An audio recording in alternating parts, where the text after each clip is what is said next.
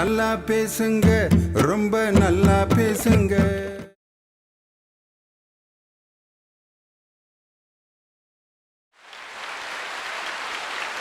கோயம்புத்தூர்னு சொன்னாலே அதுக்கென்று ஒரு அழகு இருக்குது.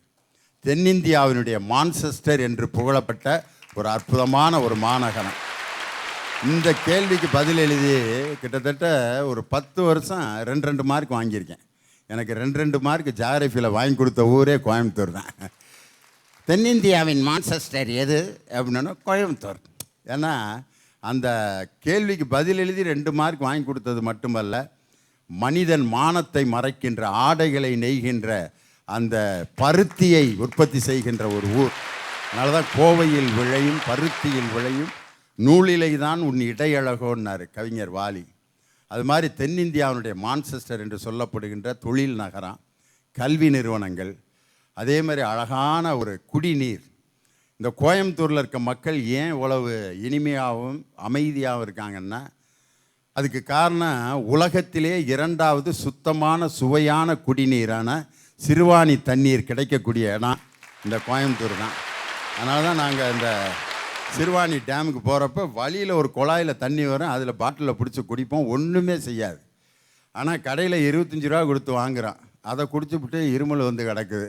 என்னடான்னா அவன் வாங்கி 2 மாதமாக அதை வச்சுருந்துருக்கான், அடியில் புழுவெல்லாம் இருந்திருக்கு. 25 ரூபா கொடுத்து வாங்கின தண்ணி நம்மளை ஏமாத்துது.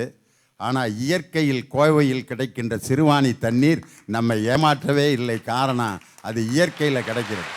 அதனால தான் வெளி மாநிலத்தில் இருக்கவங்க பூரா இங்கே வந்துருக்காங்க. இங்கே நிறைய பேர் இருக்கிறத பார்த்துருக்கான். இது சில இடங்களுக்கெல்லாம் போனோம்னா நம்ம இந்தியாவில் தான் இருக்கமான்னு சந்தேகமாக இருக்கேன். ராஜஸ்தான் மாதிரியே இருக்கும் ஒரு ஏரியாவை பார்த்தா. என்னடா மறந்துட்டு வேறு இடத்துக்கு வந்துட்டோமா, இல்லை அங்கேருந்து டேரா போட்டு இங்கே வந்துட்டாங்களான்ட்டு. இந்தியாவில் இருக்கும் அனைத்து மாநிலத்தவரையும் சகோதரர்களை போர் அரவணைத்து இருக்கக்கூடிய ஒரே ஊர் இந்த கோவை மாவட்டம். அதனால் இந்த கோவையில் மக்கள் மகிழ்ச்சியாக இருப்பதற்கு அந்த குடிநீர், அதே மாதிரி கோவை மாவட்டத்தினுடைய அந்த தமிழ் இருக்குது பார்த்தீங்களா. எங்கள் கோவை தனபால் உலக நாடுகள் முழுவதும் அந்த தமிழை பேசி உலகத்தில் இருக்க எல்லா நாட்டு மக்களையும் அந்த தமிழை ரசிக்க வைத்த ஒரு பேச்சாளர் உங்கள் மண்ணின் மைந்தர் எங்களுடைய கோவை தனபால் தான். அவர் கூட பேசி பேசி நான் பழகிட்டேன் கோயம்புத்தூர் தமிழ். ஏனுங்க சாலி போட்டு போங்க, நான் பார்த்து போட்டு போங்க. ஏனுங்க அம்மனி வந்துச்சுங்க, நீங்கள் என்ன பேசி போட்டு போகிறீங்க, 1 வீடு அங்கே இருக்குன்னா 1 வீடு இங்கே இருக்குது, 1 பேசுகிறீங்க ஏனுங்க இல்லைங்க அவங்க ஏனுங்க இங்கேயும் உனக்கு போகக்கூடாதுங்க, அங்கிட்டு பொடக்காளி பக்கம் போங்க அப்படின்னாரு. எனக்கு பொடக்காளினா என்னன்னே தெரில. பொடக்காளினா என்ன தனபாலு அப்படின்னு தாங்கிட்டு ஒரு தட்டி வச்சுருக்கல, அதுக்கு பேர் தான் பொடக்காளின்னா. அப்புறம் அதே மாதிரி ஒவ்வொரு ஊருக்கும் ஒரு புது வார்த்தை இருக்கும். விழுப்புரத்தில் போனால் நெல் குத்தனை அந்த குந்தானியை எடுத்துகிட்டு வா அப்படின்னாங்க. குந்தானியா என்னடான்னு பார்த்தா, அந்த நெல் குத்துறப்ப அந்த நெல் செதறாமல் இருக்கிறதுக்கு ஒரு அலுமினியத்தில் ஒன்று செஞ்சு வச்சுருக்காங்க, அதுக்கு பேர் குந்தானியா. திருநெல்வேலியில் பார்த்தீங்கன்னா ஏலா எப்படிமா, ஆம்பளையை கூப்பிட்றானா பொம்பளையை கூப்பிட்றானான்னு கண்டுபிடிக்க முடியாது. ஏலா இங்கே வாழை என்னையில சொல்லுதான், அங்கே போய் நிற்க வயிறு வலிக்கி அப்படிம்பாங்க. வலிக்கிறது இல்லை, வலிக்கி தான். நமது சுதந்திர போராட்டத்திற்காக செக்கிழுத்த செம்மல் அவர் இருந்த சிறை இந்த கோவை இதனுடைய சிறை. நம்மலாம் இன்றைக்கி சுதந்திரமாக உட்காந்து இன்றைக்கி ஒரு நிகழ்ச்சியில் பேசி கேட்குறோம்னா அந்த செக்கிழுத்த செம்மல் அடைபட்ட சிறை இந்த கோவையினுடைய மத்திய சிறை.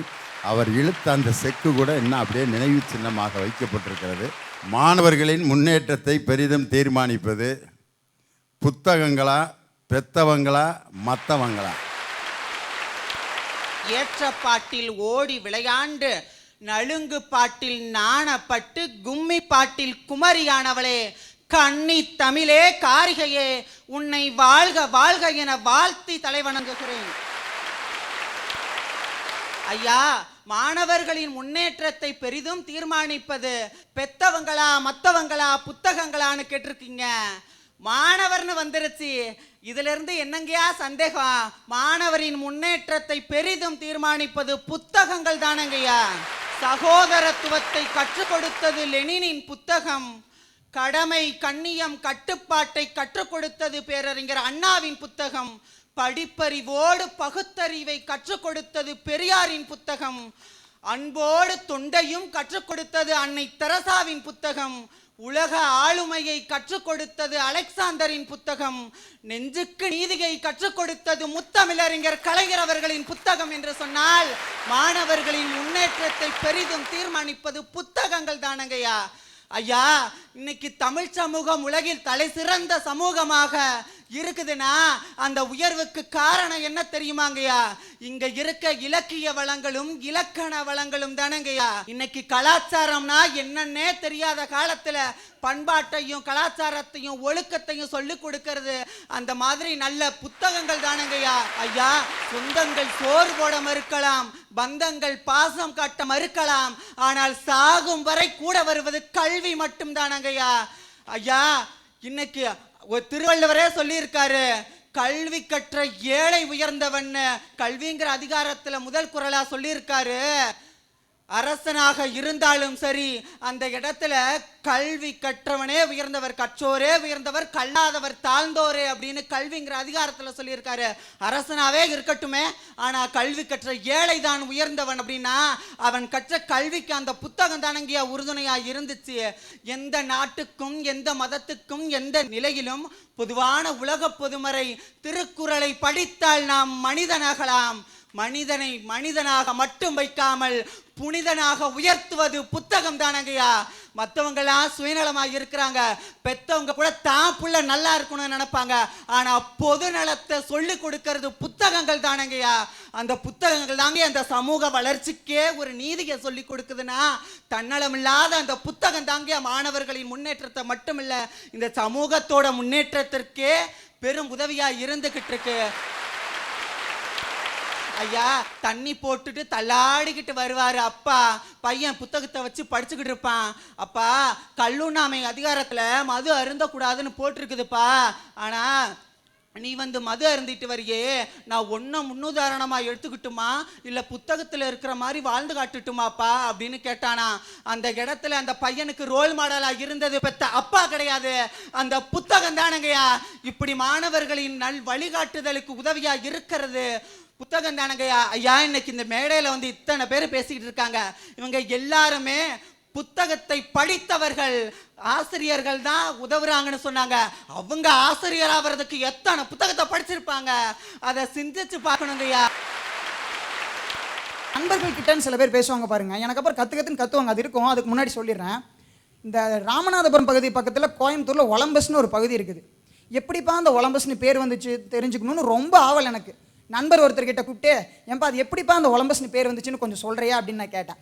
ஒரு விளக்கத்தை கொடுத்தாரு பாருங்க, இனிமேல் இது யார்கிட்டையும் கேட்கவே கூடாதுன்னு முடிவு பண்ணிட்டேன். அதாவது கொலம்பஸ் அந்த காலத்தில் அப்படி கப்பலில் ஓரமாக வந்துட்டு இருக்கும்போது காந்திபுரத்துக்கு கப்பலில் வந்தாராமா. அப்போ அந்த கப்பல் ராமநாதபுரம் பகுதியில் தரை தட்டிச்சாமா. தரை தட்டின அந்த கப்பல் அர்ஜென்ட்டாக ஒரு விஷயத்துக்காக கொலம்பஸ் இறங்கிட்டு உடனே ஏறி போயிட்டாராமா. அந்த அர்ஜென்ட்டாக ஒரு விஷயத்துக்காக கொலம்பஸ் இறங்கினாரு பார்த்தீங்களா, அந்த இடத்துக்கு பேர் தான் ஒலம்பஸ்னு சொன்னாரு பாருங்க ஒரு விளக்கம். அன்னைக்கு முடிவு பண்ணீங்க, இனிமேல் இந்த ஆள்கிட்ட எந்த விளக்கத்தையும் கேட்டக்கூடாது அப்படின்னு சொல்லிட்டு. இது இப்படி இருக்கிற ஒரு தந்தை தன்னுடைய மகனை தன்னுடைய தோளில் உட்கார வச்சு தூக்கிட்டு போவார். எங்கேயாவது போகிறப்ப, அப்பா இது என்னப்பா ஒரு தடவை விளக்கம் கொடுப்பார். ரெண்டாவது தடவை அப்பா இது என்னப்பா விளக்கம் கொடுப்பார். மீண்டும் மூணாவது தடவை இது என்னப்பா விளக்கம் கொடுப்பார். 3 தடவை மட்டுமல்ல, நீ 300 தடவை கேட்டாலும் சலிக்காமல் விளக்கம் கொடுக்கக்கூடிய ஒரே உயிரினம் உன்னுடைய தந்தை தான். இது ஒரு புறம் இருக்கட்டும். படித்து முடிச்சதுக்கப்புறம் நம்ம வேலைக்கு அனுப்புறதுக்கு ஒரு காலகட்டம் வரும். படித்து முடிச்சதுக்கு வேலைக்கு போகிறதுக்கு இடைப்பட்ட ஒரு காலம், அது ஒரு சின்ன கேப் வரும். இந்தியா மிகவும் அருமையான நாடு. தட்டினால் தங்கம் கிடைக்கும், இடித்தால் இரும்பு கிடைக்கும், ஏன் அடித்தால் கூட அலுமினியம் கிடைக்கும். ஆனால் படித்தால் மட்டும் சில சூழ்நிலைகளில் வேலை கிடைக்க தாமதமாகின்றது. இந்த மாதிரி ஒரு சூழ்நிலையில் நம்ம வீட்டில் இருந்துட்டு இருக்கிறோன்னு வச்சிங்களேன், வீட்டுக்கு சொந்தக்காரங்க மற்றவங்க எல்லாம் வருவாங்க, நம்மளை இழக்கிறதுக்குன்னே கேள்வி கேட்பாங்க பாருங்க. அப்புறம் பையன் பிள்ளை என்ன வேலைக்கு போகிறாங்க அப்படின்னு நம்மலாம் தெரியும், நம்மளுக்கு எந்த வேலைக்கு நம்ம இனியும் போடலாம். ஆனால் நம்மளை அந்த இடத்துல கூட காப்பாற்ற ஒரு ஜீவன் இருக்குன்னா நம்மளுடைய அப்பா அம்மா தாங்க. இப்போ தான் இந்த கம்பெனிக்கு இன்டர்வியூ போட்டிருக்கு, அடுத்த வாரம் போயிடுவோம் அப்படின்னு சொல்லிட்டு. இதை உதாரணம் காட்டுறதுக்கு இன்னொரு படத்துலேருந்து ஒரு காட்சியை சொல்கிறேங்க இல்லையா. 7G ரெயின்போ காலனின்னு ஒரு படம். ஒரு பையன் தன்னுடைய அப்பா கிட்ட எப்போ பார்த்தாலும் திட்டு வாங்கிட்டே இருப்பான். தனக்கு வேலை கிடைச்சதுக்கப்புறம் அந்த அப்பாயின்மெண்ட் லெட்டர் எடுத்து கொண்டு போய் அவங்க அப்பா கிட்ட கொடுப்பான். அவங்க அப்பா அப்பயே அதை வாங்கி பார்த்து திட்டி அனுப்பிச்சி விட்ருவார். என்னோட திட்டி அனுப்பிச்சாரு, நீ இவனும் அவங்க அப்பா மேலே கோவத்திலே போய் படுத்து தூங்கிடுவான். ஆனால் அவன் தூங்கியிருக்க மாட்டான். அவங்க அப்பா நைட் அந்த லெட்டர் எடுத்து தன்னோட நெஞ்சோட அணைச்சி வச்சுக்கிட்டு, என்னுடைய மகன் இந்த மாதிரி இவ்வளோ பெரிய கம்பெனியில் வேலைக்கு சேர்ந்திருக்கான்னு அவங்க அம்மா கிட்ட பெருமையாக பேசிட்டு இருப்பார். உடனே அவங்க அம்மா கேட்பாங்க, இவ்வளோ நாள் திட்டி தீர்த்துட்டு இருந்தீங்க, இப்போ மட்டும் எங்கேருந்து வந்து அவங்க பையன் சாயந்தரம் வந்து சொல்லும்போது இந்த பாசத்தை காமிச்சிருக்கலாம்லன்னு. அடி போடி, இவ்வளோ நாள் அவனை திட்டிட்டு இருந்தது அவன் நல்ல வேலைக்கு போகணுன்னு, இப்போ போயிட்டான், அவன் போனவனே அந்த லெட்டர் எடுத்து வச்சு அவனை நான் கொஞ்சன்னு சொன்னா, அடைச்சி நம்ம அப்பா இவ்வளோ நாள் பணத்துக்காக தான் நம்மளை பார்த்துக்கிட்டானே அவன் நினச்சிடக்கூடாதுங்கிற ஒரு காரணத்தை சொன்னாரே. தன்னை இலக்கி கொண்டு தன்னுடைய மகனையும் மகளையும் மெருகேற்ற வேண்டும் என்று நினைக்கக்கூடிய ஒரு உயிரினம் தந்தை தானே.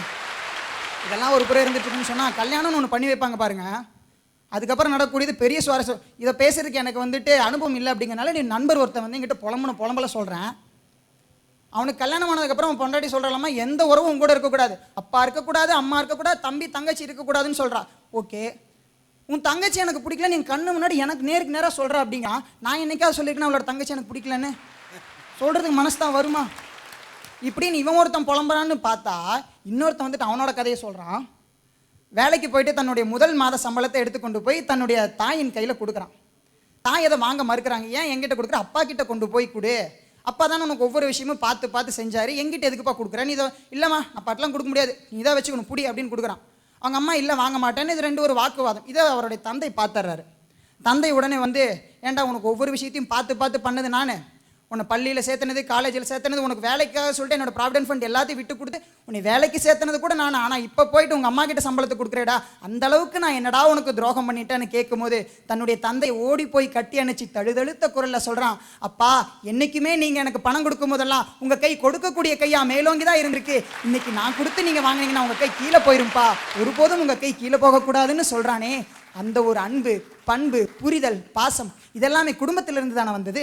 ஏன் நம்ம எல்லாருமே வந்துட்டு வீட்டில் திட்டுறாங்க அடிக்கிறாங்கன்னு சொல்லிட்டு ரொம்ப கவலைப்படுவோம். எதுக்காக அப்படின்னு பார்த்தா எல்லாருமே என்ன தப்பு பண்ணுன்னு தெரியல, வீட்டில் போட்டு அடிக்கிறாங்க அப்படின்னு சொல்கிறாங்க.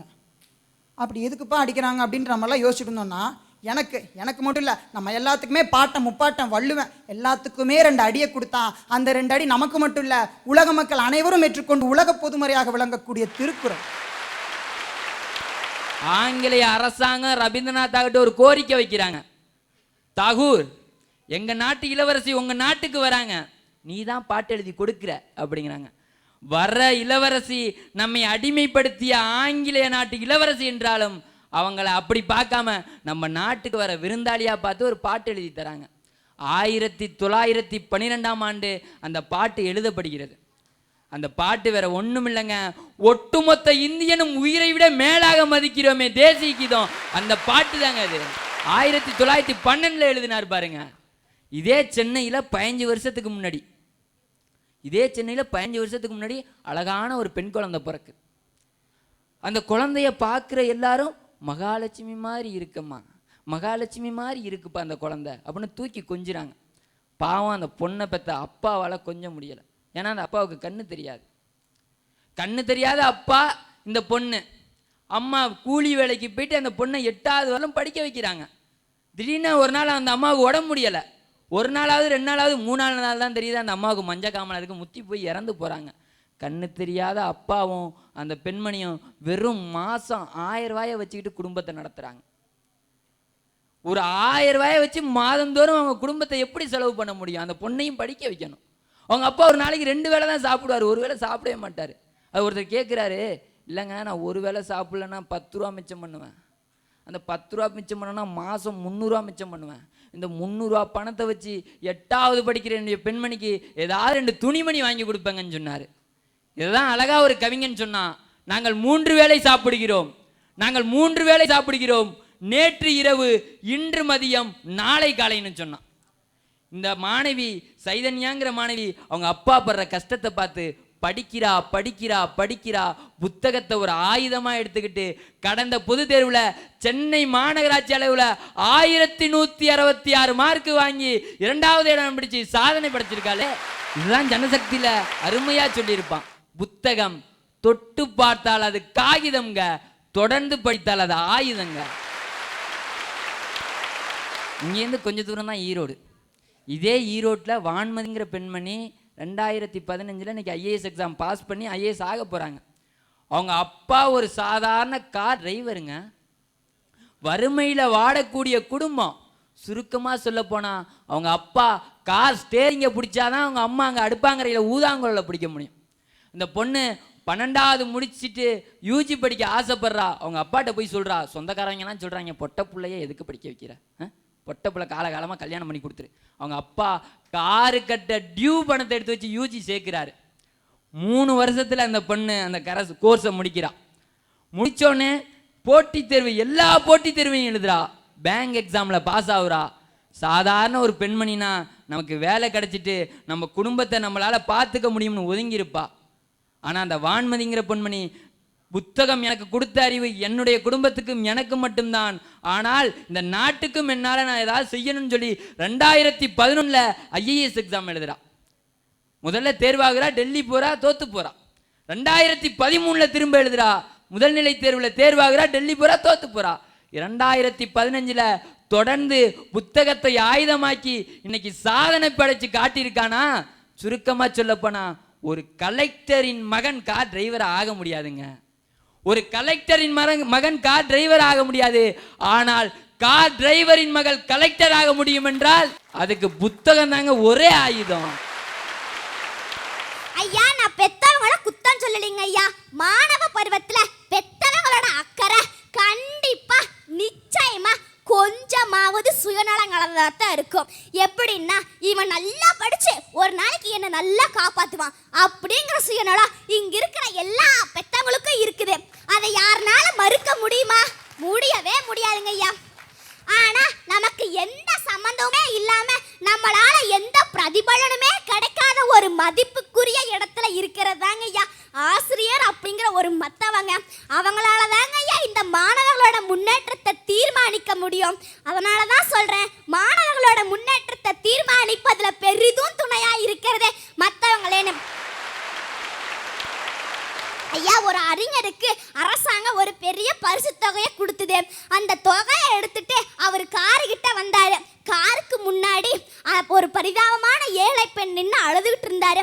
அந்த அறிஞர் போய், ஏமா அழறீங்க அப்படின்னு கேட்டதுக்கு அந்த பெண்ணு, என்னோட குழந்தை உடம்பு சரியில்லாம சீரியஸா ஆஸ்பத்திரியில் கிடக்குறான், ஆஸ்பத்திரி செலவுக்கு எங்கிட்ட பணம் இல்லைங்க ஐயா அப்படின்னு சொன்னதும் அறிஞர் கொஞ்சம் கூட யோசிக்காம அவர் கையில் இருக்கிற மொத்த பணத்தை அந்த பொண்ணுகிட்ட கொடுத்துட்டு, முதல்ல போய் உன் பொண்ணை காப்பாத்துமா அப்படின்னு சொல்லிட்டு வீட்டுக்கு போயிட்டாரு.